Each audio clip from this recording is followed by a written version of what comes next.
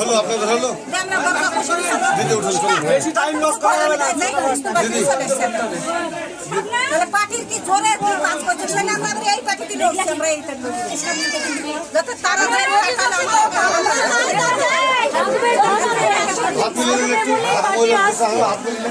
আমরা চাই যে জোটটা পাস করুক নাহলে আমাদের উপরে খুব অত্যাচার চলছে টিএমসিরা খুব অত্যাচার করছে আমার বাড়িতে 25-30টা পুলিশ ঢুকে দিয়েছিল এবং আমার বাড়িতে এই পাড়ার দুজন মানুষকে সেভ করেছে করে পিস্তল ফেলতে গিয়েছিল কিন্তু দিদি পারেনি আমার বাড়িতে পিস্তল ফেলতে আমি যেহেতু জানলা বন্ধ করতে যাই দেখে ফেলেছিলাম তাই ও দড়ি হালি দিয়েছিল আর সেই রাতে ঠিক রাত 2টোর দিকে তখন পুলিশ ঢুকে পড়লো 25-30টা গায়ের বাক্স